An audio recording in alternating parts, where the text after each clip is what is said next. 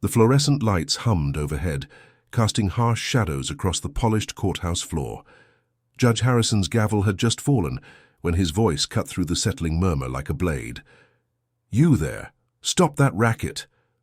His finger stabbed through the air, pointing at the elderly figure moving carefully along the marble corridor just outside the chamber doors. Every head in the courtroom swiveled. The janitor, thin, grey-haired, wearing a faded blue uniform that had seen too many washings, froze mid-motion. His weathered hands gripped the mop handle so tightly his knuckles went white. The cleaning cart beside him held its usual collection of bottles and brushes, while a wet patch spread slowly beneath his feet where he'd paused. His shoulders sagged, and something flickered across his face. Not anger, but a profound sadness, as if this kind of treatment had become as predictable as sunrise. "Yes, Your Honor," he whispered, his voice barely audible above the courtroom's A ripple of nervous laughter spread through the gallery. Young interns exchanged glances, some smirking. A security guard near the door shook his head, muttering something about same old story. Another lawyer whispered to his colleague about knowing your place. None of them knew who they were mocking. The man with the mop was Elias Whitman, and 40 years ago, his equations had helped launch humanity toward the stars. In the 1960s, while the Beatles filled radios and protests filled streets, Elias had been hunched over blueprints in a classified government facility outside Houston. His job title read Senior Propulsion Engineer, but his colleagues called him the Calculator, the man who could solve rocket thrust problems in his head while others needed computers. His designs had powered satellites into orbit. His calculations had guided probes toward distant planets. But life has a way of changing trajectories. When Margaret, his beloved wife, received her cancer diagnosis in 1978, everything shifted. The medical bills came like an avalanche. Insurance covered some, but not the experimental treatments, not the specialists they flew to see in Europe, not the months of round-the-clock care their 2 young children needed while she fought. Elias made a choice that would define the rest of his life. He walked away from the stars to stay with his family. He traded blueprints for blue uniforms, calculus for cleaning chemicals. By the time Margaret passed 2 years later, he was deeply in debt and completely out of the aerospace loop. Advances in technology had made his specific expertise obsolete, so he kept cleaning. Chicago's federal courthouse became his second home, his mop and bucket his constant companions. He watched young lawyers fresh from Harvard argue cases about things they'd only read about. He listened to judges pontificate, from benches polished to a shine. Year after year, decade after decade, invisible and unnoticed. Until the evening everything changed. Daniel Martinez had been an intern for exactly 6 weeks, and he was drowning. The young Latino from the South Side had worked 3 jobs to pay for his engineering degree at UIC, but the competition for patent law positions was fierce. Now sitting alone in the courthouse lobby at 9:30 p.m., he stared at his laptop screen through tired eyes. The equations swam before him. His university had tasked him with researching historical aerospace patents for a competition, but the technical specifications might as well have been written in ancient Greek. He rubbed his temples, feeling the weight of family expectations and student loans pressing down like a physical thing. "You're modeling fluid pressure inside a combustion chamber." The voice was soft, almost apologetic. Daniel looked up to see the janitor, the one everyone called Old Man Elias, standing nearby. His cleaning cart was parked by the glass doors, and he held his mop with the careful grip of someone who'd been doing this work for a very long time. "How do you—" Daniel started, then shook his head. "I'm sorry, I know you're trying to work." But Elias had already moved closer, his eyes fixed on the screen. There was something different about his expression now, a sharpness that seemed at odds with his humble appearance. "Your expansion nozzle is too narrow," he said, pointing at the diagram. "It'll overheat at this altitude profile. Try widening the bell by 6% and lowering the fuel mixture ratio to 4.7 to 1. Daniel's jaw dropped. These weren't random technical words. They were precise, specific corrections that would actually fix the glaring problems he'd been struggling with for hours. "How do you know this?" Daniel asked, his voice rising despite himself. Elias smiled faintly. and for just a moment something bright flickered in his eyes, a ghost of the young genius he'd once been. "I used to build them," he said simply. Then, as if realizing he'd said too much, he stepped back. "Sorry, son, old habit, I should let you work." But Daniel wasn't about to let this go. He jumped up, nearly knocking over his laptop. Wait a minute, who are you, really?" Elias chuckled, a sound both sad and amused. "Just the janitor, son." "No," Daniel said firmly. "Janitors don't know computational fluid dynamics."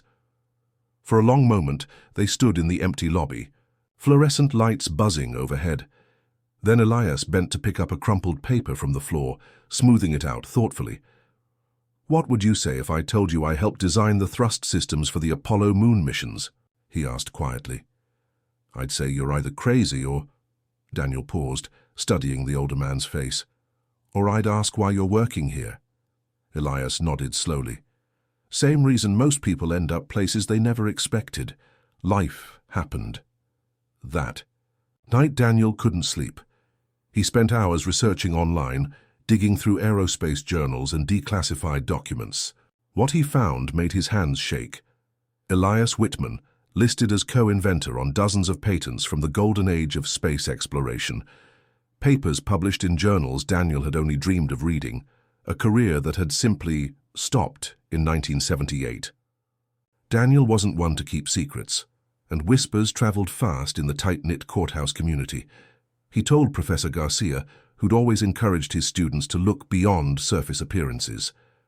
Garcia made some calls to colleagues at NASA's Jet Propulsion Laboratory. The response was immediate and unanimous. Elias Whitman wasn't just a former engineer. He was a legend. "That man's work is still being used today," Dr. Sarah Chen, a propulsion specialist, told Garcia over the phone. "His nozzle efficiency, calculations saved the government millions. We've been trying to improve on his designs for decades." The news spread like ripples in a pond. First among the professors at nearby universities, then to current aerospace engineers who remembered the name from their textbooks, and by the end of the week, half of Chicago's scientific community was buzzing about the janitor at the federal courthouse. But Elias himself seemed oblivious to the growing interest. He continued his routine, arriving at 5 a.m., methodically cleaning, each floor polishing the banisters, emptying trash cans, always invisible, always ignored by the lawyers and judges who passed by daily. Judge Harrison was particularly demanding that week, snapping at anyone who made the slightest noise during proceedings. The stress of a high-profile case involving stolen government research had everyone on edge. When experts testified about complex engineering principles, most in the courtroom simply nodded along, trusting the credentials printed on their resumes. Dr. James Reynolds, the government's star witness, had prepared for months to testify about the technical details of the stolen propulsion designs. His PowerPoint presentation filled with equations and diagrams that looked authoritative enough to convince any jury. But 2 hours before the hearing, his assistant called with devastating news. Food poisoning had left Reynolds hospitalized, and no other expert could arrive on such short notice. Panic rippled through the prosecution team. This was their key evidence. Without technical testimony explaining why the stolen research was so valuable, their case would crumble. The defense was already prepared to argue that the documents were simply theoretical work with no practical application. "We need an expert," the lead prosecutor, Janet Williams, said frantically. "Someone who can explain these propulsion systems in terms a jury will understand." Daniel had been observing from the back, part of a group of interns allowed to watch the proceedings for educational purposes. As he listened to the professionals scramble for solutions, he felt that familiar flutter of an idea taking shape. It was crazy. It was probably inappropriate, but— "Excuse me," he said, standing up. His voice cracked slightly. He wasn't used to speaking up in such formal settings. "I know someone." Everyone turned to stare. Janet Williams looked like she might explode. "Mr. Martinez, this is not the time for—" "He worked on the original research," Daniel interrupted, his words rushing together. "The theoretical frameworks these stolen designs are based on, he helped create them." The room fell silent. Even Judge Harrison leaned forward, his perpetual scowl softening into curiosity. "Who?" Williams asked. Daniel took a deep breath. The janitor. At first there was laughter, the kind of uncomfortable laughter that follows an awkward joke, but Daniel's expression remained dead serious, and gradually the room quieted. The courthouse janitor? Judge Harrison's voice carried a mix of disbelief and interest. The old man? Elias Whitman, Daniel said, his confidence growing. Former senior propulsion engineer for NASA, co-inventor of the designs these thieves tried to steal. He's been cleaning this building for 20 years, and no one bothered to ask who he was. The judge's face went through several changes: confusion, surprise, something that might have been embarrassment. Finally, he cleared his throat. Bailiff, please ask Mr. Whitman to join us. 10 minutes passed like hours. Then the courtroom doors opened, and Elias entered, not in his janitor's uniform, but wearing a borrowed suit that Daniel had somehow produced. It was slightly too big, but he carried himself differently now, shoulders straight, eyes alert. He walked slowly down the aisle, each step echoing in the silent room. People who had ignored him for years suddenly saw him as if for the first time. The prosecutors whispered among themselves. The defense team looked worried. The gallery buzzed with barely contained excitement. Judge Harrison, for his part, seemed to be seeing a ghost. This was the man he'd berated countless times. Snapped. Guat for the crime of doing his job too noisily. The man whose presence he'd never truly acknowledged until this moment. State your name for the record, the judge said, his voice unusually quiet. Elias James Whitman. And your profession? Elias smiled. A real smile this time, not the careful, apologetic expression he usually wore. Currently, I'm employed as a custodial engineer for this courthouse. Previously, I was a senior propulsion systems designer for the National Aeronautics and Space Administration. The courtroom erupted. Reporters who'd been half asleep suddenly had their phones out. Lawyers leaned forward as if pulled by invisible strings. Even the stenographer looked up from her machine, fingers frozen above the keys. But the real change was in Elias himself. As he approached the witness stand, something transformed. The hunched shoulders straightened. The uncertain shuffle became measured steps. The man who had spent decades making himself invisible suddenly occupied every inch of space he claimed. Dr. Whitman, Williams began, using the title without hesitation now, are you familiar with the propulsion designs at the center of this case? Elias nodded. I should be. I helped develop the theoretical framework they're based on. Could you explain to the jury why these designs are valuable? What happened next would be talked about in courthouse circles for years to come. Elias walked to the whiteboard. The same hands that had scrubbed floors now gripped chalk with steady precision. He began to draw, and as he drew, he spoke. But he didn't speak like an academic delivering a lecture. He spoke like a teacher with a passion for helping others understand. He talked about rockets the way a poet might describe love, with reverence, wonder, and an ability to make complex beauty accessible to anyone willing to listen.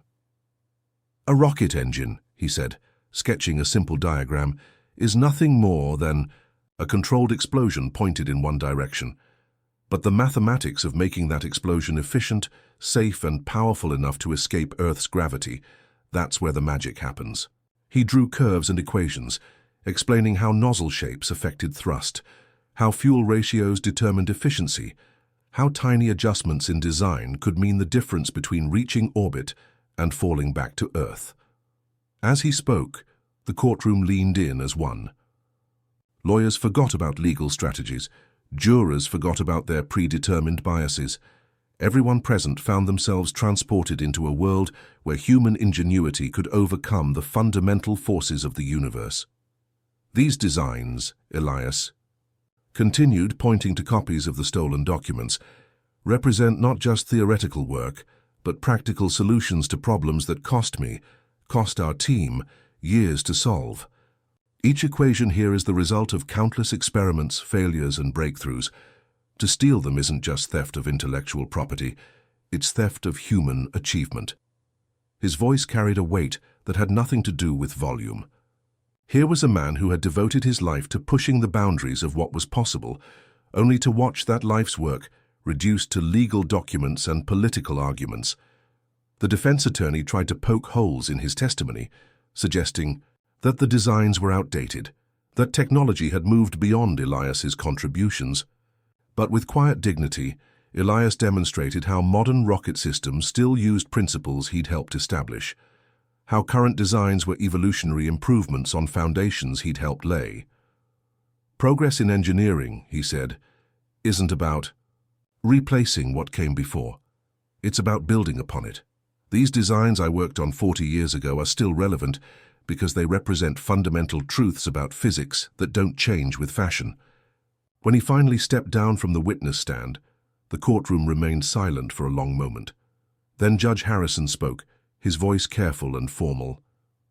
"Mr. Whitman, I believe the court, and indeed all of us, owe you an apology. I confess, I had no idea of your background or achievements. You have illuminated matters considerably." Elias nodded graciously. "Thank you, Your Honor. Though I should point out, I never expected recognition. The work was reward enough." As Elias made his way back to his seat, something remarkable happened. The lead prosecutor stood, then the defense attorney, then the jury. Row by row, the entire courtroom rose in spontaneous applause. Some people were crying, others were shaking their heads in amazement, but everyone was clapping for the genius they had overlooked, for the dignity they had failed to recognize, for the quiet heroism of a man who had cleaned their flaws while harboring the stars in his mind. That night, the news trucks arrived. By morning, courthouse janitor revealed as renowned scientist was trending on social media. Reporters pressed against the courthouse doors, hoping for interviews. Academic institutions began reaching out, offering positions, research opportunities, speaking engagements. But Elias, in his characteristic way, declined most of the attention. He agreed to one interview with the local news, speaking not about his past achievements, but about the importance of looking beyond surface appearances. "I've learned more in 20 years of cleaning this courthouse than I did in many years of engineering," he said, sitting in the break room where he usually ate lunch alone. "When you're invisible, you see things, you hear things, you understand how systems really work, not just how they're supposed to work." The reporter pressed him about his fall from grace, about losing his career, about the bitterness he must feel. But Elias smiled that gentle smile. "I made a choice," he said simply. "My wife was dying. My children needed their father. You do what you must do, and then you make peace with the consequences. But don't you feel like you wasted all those years, all that knowledge unused?" Elias shook his head. "Unused? No. Look at young Mr. Martinez. Look at the other kids who will realize now that brilliance comes in many forms. Knowledge is never wasted. It just finds different ways to flow." 3 weeks after his testimony, Elias made a decision that surprised everyone. He asked for a meeting with the city council about setting up a small classroom at the community center in his neighborhood. Not a high-tech laboratory, not a university position, but a simple room where he could teach physics and engineering to kids who thought science was only for the wealthy or privileged.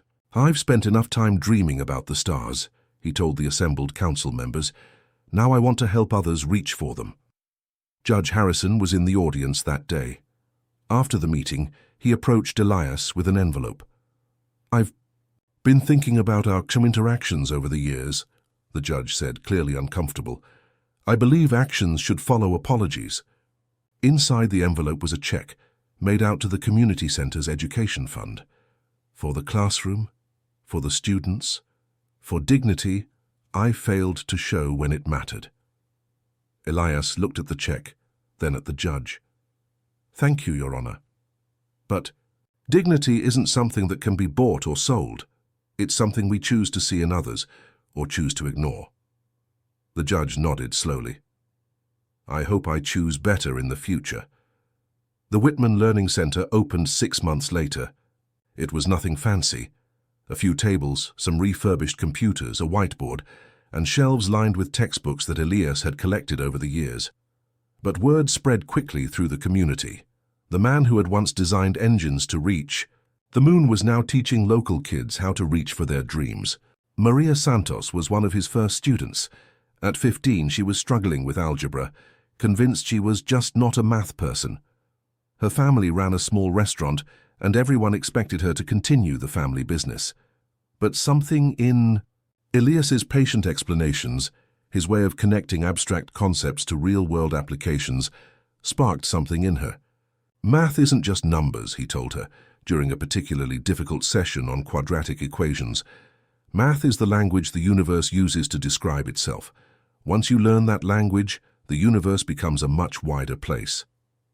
6 months. Later, Maria was tutoring other students. 2 years after that, she earned a full scholarship to MIT. At her graduation, she thanked many people, but saved her deepest gratitude for last. To Mr. Whitman, who saw potential in me before I saw it in myself, who proved that teachers can be found in the most unexpected places, who showed me that how you're seen today doesn't determine what you can become tomorrow. The center grew. Other retired professionals began volunteering, a former surgeon, teaching biology, a retired programmer offering coding classes, an ex-journalist helping kids with writing. But Elias remained the heart of it all, the quiet genius who had found his true calling not in reaching for the stars, but in lifting others toward them. Have you ever encountered someone whose potential was overlooked or underestimated? Share your story in the comments. Years passed.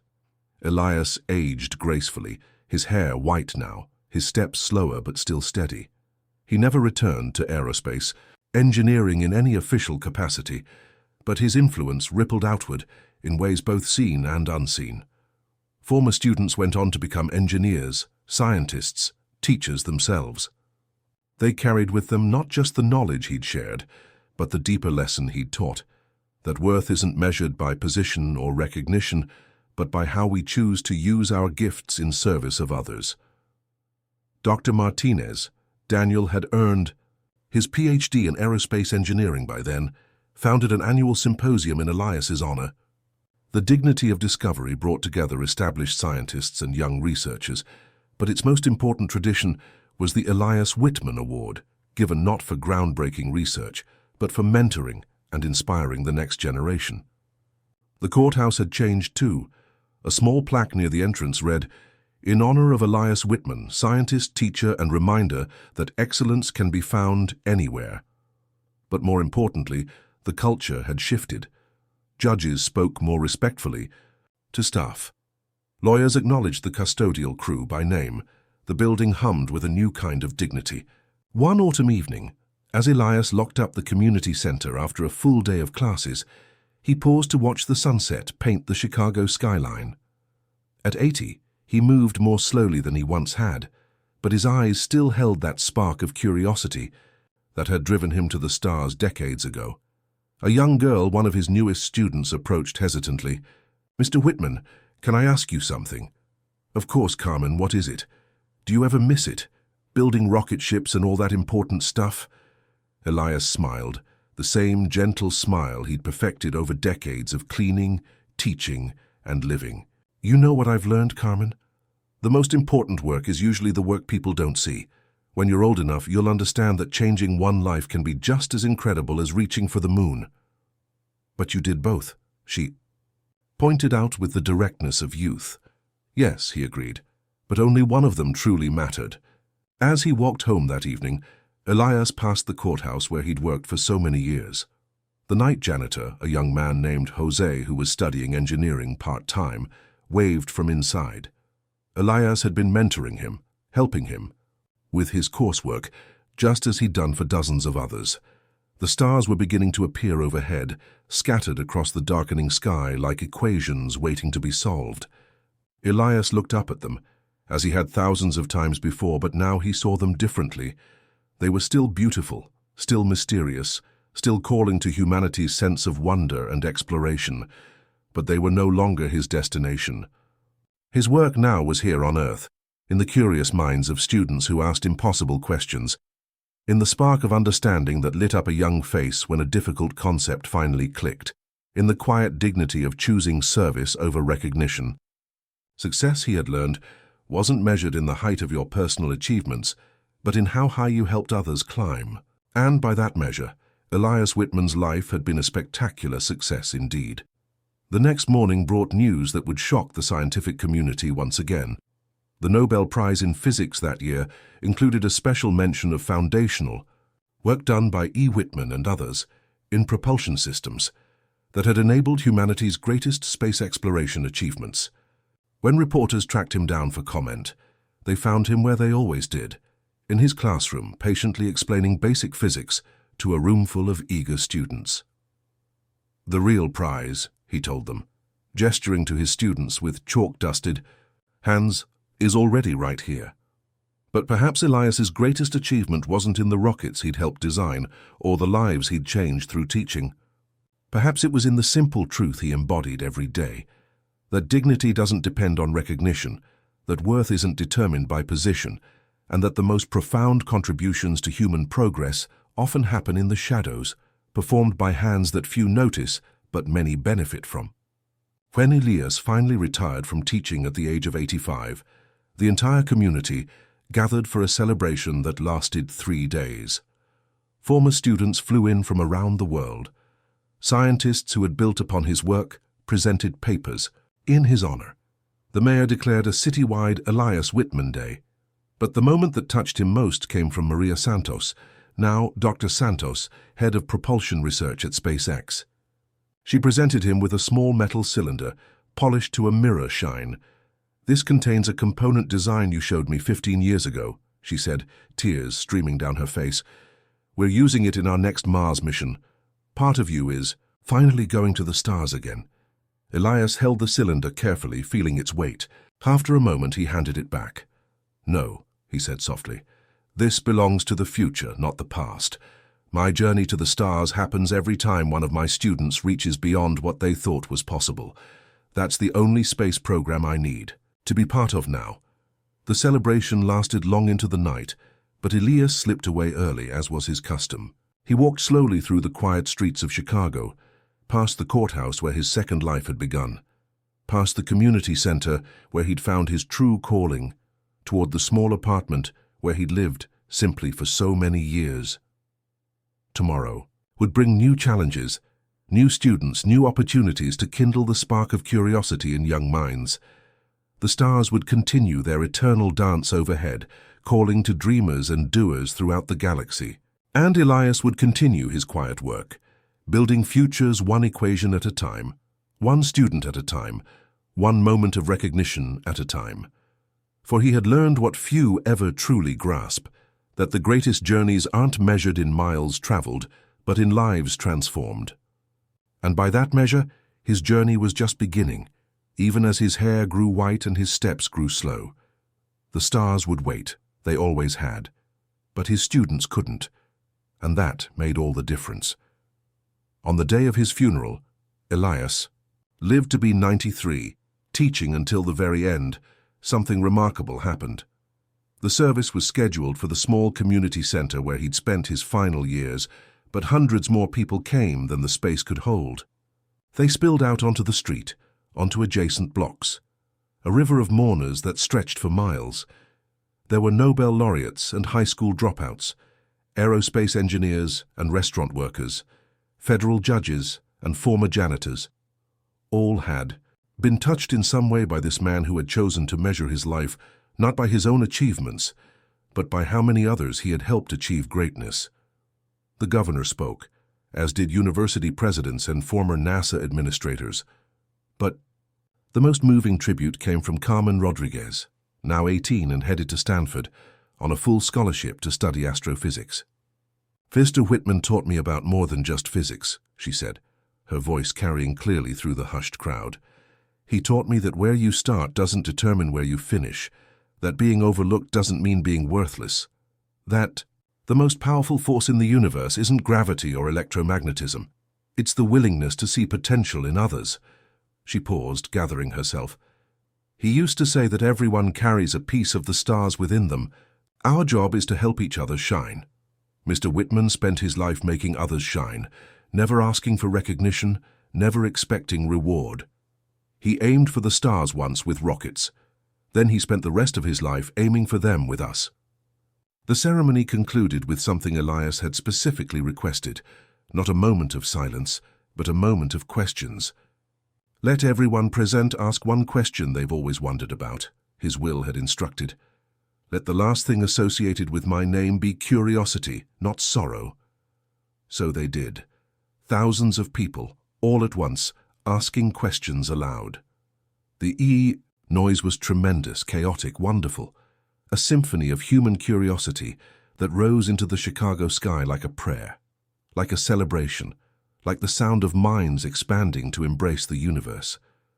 Later, a simple gravestone was placed in Graceland Cemetery, not far from the graves of other Chicago luminaries. But this one was different. Instead of listing achievements or titles, it bore only a name and 2 lines. Elias James Whitman. He aimed for the stars, but gave his light to others. And beneath that, in smaller text, the questions continue. In the courthouse where he had worked for 20 years, the plaque honoring him was moved to a more prominent position. School groups touring the building always stopped there, and guides would tell the story of the janitor, who held the stars in his hands while he cleaned floors with them. But perhaps the most fitting memorial wasn't carved in stone or bronze. It lived in the hundreds of lives he'd touched, the thousands of minds he'd opened, the infinite chain of inspiration that rippled outward from every student he'd taught, every person he'd treated with dignity, when dignity seemed forgotten. The community center was renamed the Elias Whitman Learning Center, but that was just the beginning. His former students established similar centers in dozens of cities. The Whitman method of teaching became studied in education schools worldwide, not a set of rigid techniques, but a philosophy of seeing potential where others saw only problems. Years passed, decades. The world changed in countless ways. Space exploration reached new heights, with missions to Mars, Europa, even to nearby star systems. Each breakthrough traced back through a complex ancestry of human curiosity and achievement. And if you followed those threads carefully enough, you could find them leading again and again to a quiet man who had mopped floors while dreaming of the cosmos. But Elias would have been most proud of the smaller impacts, the individual transformations. The former gang member who became a teacher, the teenage mother who earned a PhD in physics, the immigrant child who spoke no English but understood, the universal language of mathematics. Each carried a piece of his legacy forward, not in their achievements, but in their willingness to lift others as they climbed. The stars continued their eternal dance, indifferent to human struggles and aspirations. But on one small planet, in one unremarkable corner of the universe, a janitor had once decided that how we treat each other matters more than how far we can travel. And that decision had changed everything, one person at a time, one act of recognition at a time, one moment of dignity at a time. The universe is vast beyond comprehension, filled with mysteries that may never be fully understood. But in the end, perhaps the greatest mystery isn't found in distant galaxies or quantum particles. Perhaps it's found in the simple recognition that every person carries unfathomable potential, waiting for someone to notice, to nurture, to believe. Elias Whitman spent his life proving that truth. First with rockets, then with mops, finally with chalk and patience and endless, boundless hope. He showed us that genius isn't rare, it's everywhere if we choose to look. That dignity isn't earned, it's recognized or ignored based on the quality of our sight. He aimed for the stars once. Then he spent the rest of his life teaching others to aim higher than they ever thought possible. And in doing so, he reached heights that no rocket could achieve, touched lives in ways that no spacecraft could duplicate, left a legacy that will outlast any monument. In the end, Elias Whitman didn't just work in the space program, he became one, a program for creating space in the human heart for dignity, potential, and hope. And that program continues in classrooms and courtrooms, in laboratories and community centers, wherever people choose to see the genius hiding in plain sight, waiting for someone to say, "You there. Yes, you're extraordinary, let me help you prove it." The stars are calling still, but now, thanks to one good man who cleaned floors and changed lives, more people than ever are ready to answer. Congratulations. Type 9 in the comments, so that I know you stayed until the end with me. Thank you for watching, and until tomorrow's story on this same channel.